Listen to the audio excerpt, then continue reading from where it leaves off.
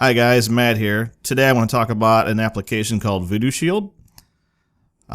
Instead of a typical antivirus where it uses a blacklist to, find malicious files or viruses, malware, all that stuff, VoodooShield simply says, okay, we have a database of hundreds of thousands of whitelisted good files that we know about. Okay, those files can run. Those files can install. Now, files that we haven't seen before, files that do not have what they call a digital signature, are looked at very suspicious and usually are not allowed to run. Now, for these files that do not have a digital signature, or they're just kind of unknown, VoodooShield will go ahead and upload that particular file, that file that we just don't know about, and have it scanned by 57 different antivirus engines. So it's something that you usually don't work with too much these days, but it's going to be pretty much the future. So let's go through what they say. A few things on their site before we get started. So the concept: if your computer is running a web app, it needs to be locked, period. Not a filter, not a sandbox, not virtualization, an absolute lock. So here's kind of what I said, but they say it much better. So it's a simple approach. Traditional blacklist antivirus software can no longer keep up with 200,000 plus new viruses and malware created daily. So VoodooShield locks your computer, blocks all new non-whitelisted executable code. I don't know why I couldn't say that. Including viruses and malware. While your computer is running a web app like a browser, email, etc., traditional antivirus is great, but your computer should be locked when it is at risk. The cool thing is they offer a free version that's really effective. The pro version, you can see here, $19.99 a year per computer, offers a lot more stuff. But we're going to take a look at the free version today, version 3.45. We'll download it, keep it. It's 13.3 megabytes, and it's nice. They don't ask for an email or anything like that, so just no nonsense. Here's your download. So, I did today download some malware off my spam filter at work. I've got 6 of them, but I'll probably only be able to test like 4, but you'll see how it works. So let's go ahead and install VoodooShield.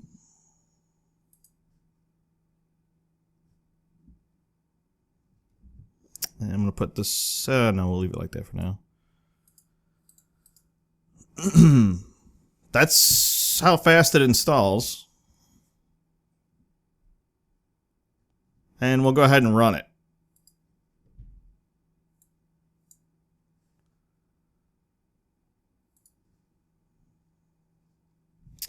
Alright, so they give you a really clear explanation of how VoodooShield is going to start. So autopilot mode, choose this mode if you would like VoodooShield to make the most of the decisions on what items to allow and block automatically. This mode is not quite as secure as application whitelisting mode, but there will be less user prompts and it's more user-friendly. Application whitelisting mode, choose this mode if you would like to make the most decisions of what to allow and to block.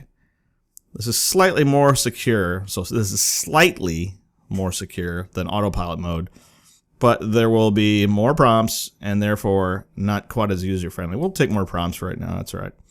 Then they come up with another set of explanations on how to actually run this. So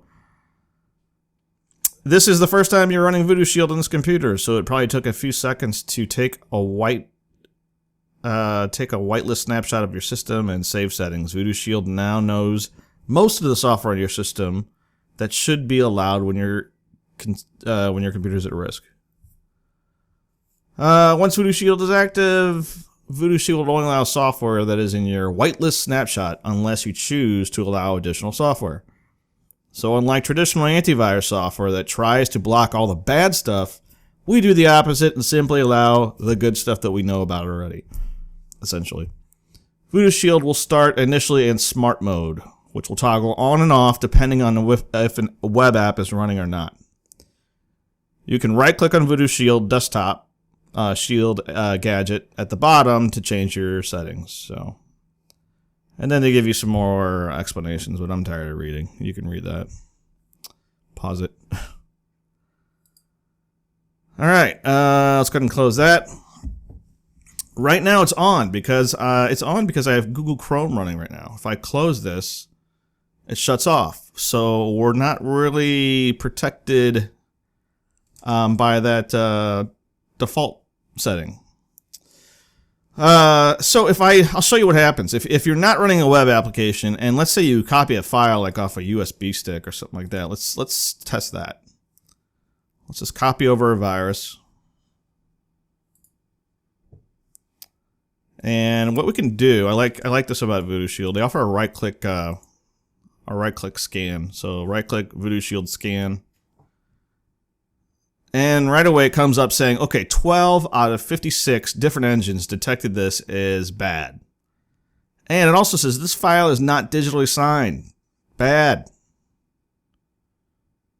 Okay. So you can close this for a second. If I want to open this, well, it's already gone. So it already detected it as bad and poof. Toast. So let's go ahead and pull over. I don't think this is going to show up. I don't have a doc reader on here. And then let's pull over another few zip files.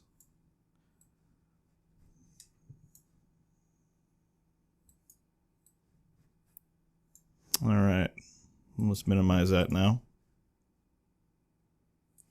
Okay. Let me try to scan this. Now, there is no reader for it. Okay, so only executable files can be uploaded for blacklist scanning or sandboxing. Alright, well, we'll ignore that for now. Or it will ignore that. Try to open this guy up, and this has got some kind of JavaScript file. It says invoice. As soon as I copy to my desktop, let's try to run it. VoodooShield, even though it says off, VoodooShield has blocked a threat. 25 out of 55 engines detected this. Please click here to suspend auto quarantine, or click the X to block the file without auto quarantine. Please click here for details to suspend. No, so it's gone. So it went to the quarantine. Then I can go ahead and just I think it was that one. Scan it. Same thing. 17 out of 56. This is not, not a digitally signed file, blah, blah, blah. You can go ahead and block it or quarantine it. I just quarantine it. So it's gone. Same here. Windows cannot complete this extraction because it's toast.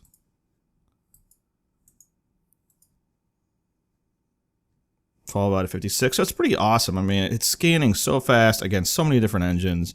And then besides that, it says this file is not digitally signed. So any file that is not digitally signed is not worth, dealing with. You just don't want it. Unless it's something you created or something someone created. All right. Same thing there. If we open that back up, nothing I can do with that. Let's try to extract that. It allows me to extract it, which is weird. It should just block it. And then gets rid of it right there. And then we could just scan this guy. And just go ahead and quarantine it. All right. So let's take a look at some of the settings. I'll probably have to do a few different, well, at least another video on this thing. It's kind of huge, maybe on the pro version. If you try to go to the settings, it says you're currently running the free version. So most of the settings are disabled. Would you like to purchase? No. So yeah, most of the settings are indeed disabled. The free version's pretty limited in what you can actually do with it when you want to change something. As you can see, almost everything's just kind of, grayed out. Now, Yeah, so these files are right here. The files in red. Damn, I thought I knew this one. See, pretty sure red meant something. I know they're all whitelisted. These are the files that are running, I guess, right now. Yeah, you can search for a file. Like, I can probably search for regedit. No. Guess not. I haven't messed with that too much. You can see these are files that it has encountered so far. And I wish it said if they were whitelisted or not. Whitelist editor. No, I'm not going to delete any of that stuff. I don't know why it would allow me to. I thought for sure I saw that somewhere. User log, all the stuff that I've blocked or quarantined, and some of the stuff that it's allowed. You know, obviously whitelisted stuff like explored.exe, DLL host.exe, stuff that's already got digital signatures and it knows about. So quarantine, I can restore something if it's a false positive.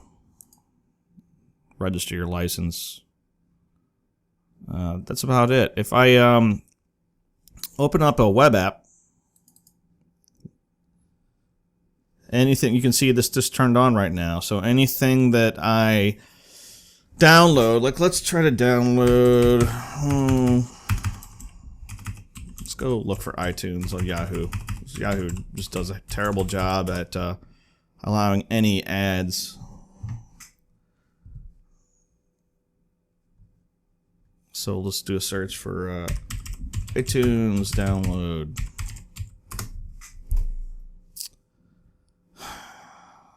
If we go down a little bit,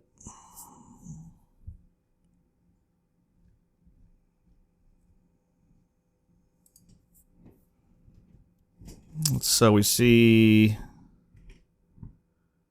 Apple driver download, driver support. Oh boy, I just did this earlier today. Maybe I just did iTunes. There was a ton of ads that had fake iTunes, download links.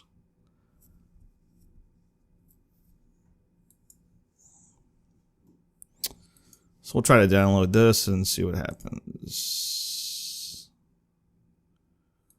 Well, this is interesting. It wants to add some extension.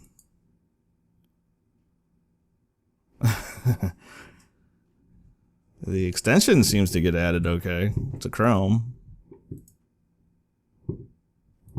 I don't know. It's kind of weird. Another extension.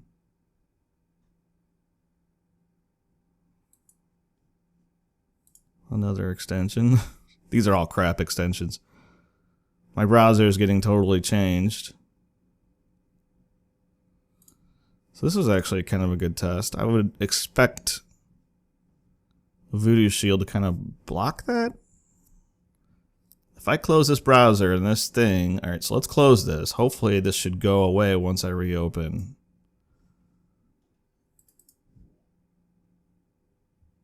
No, it doesn't. That sucks. Okay, VoodooShield, block some extensions in Chrome next time. That's kind of odd. They may be signed, but they should be going through a check, so some sort of check. Kind of just sort of put a damper on that demo. Crap, I wasn't expecting that. I like the app, but I guess I should have run this in like sandbox mode or something.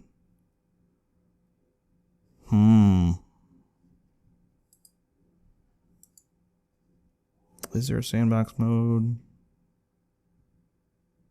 Not that I really see. Smart, always on. It's always on. Okay, same damn thing. Alright, so I definitely have to do another video at this. Hopefully somebody from VoodooShield will get back to me and say. I just figured since this is running in their, little app mode thing that it would detect it. some of these add-ons or some of these extensions are just sheer shit. Okay, well, you can see what it does whenever you drag over files. Let's try to go to like something like malcode. If I can type around my damn mic.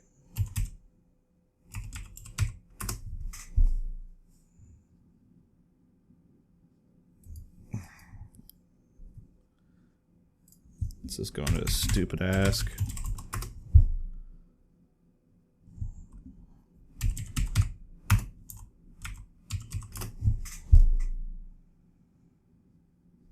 Code.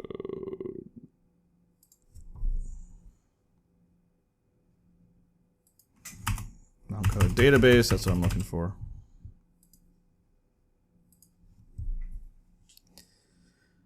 Alright, let's try to load one of these files or one of these URLs.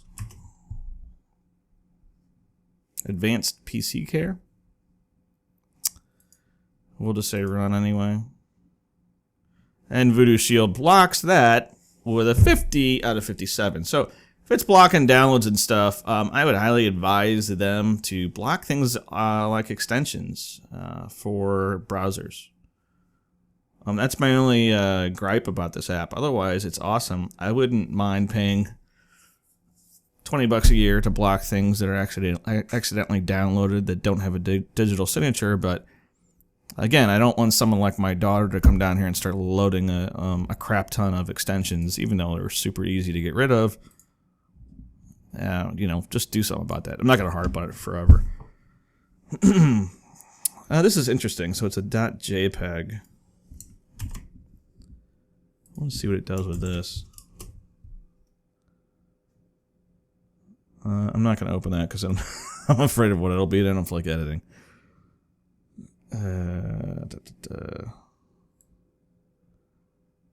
Do another exe.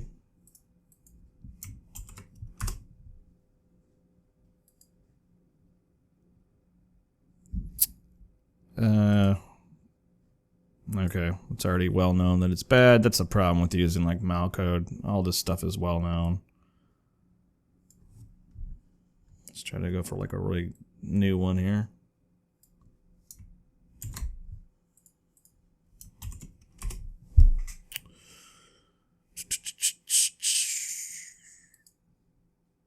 Okay, more run anyway. Okay, malcode blocks it with an 11 out of 56. So anyway, that's it for this little test of VoodooShield. I'm sure I'll be doing some more with VoodooShield.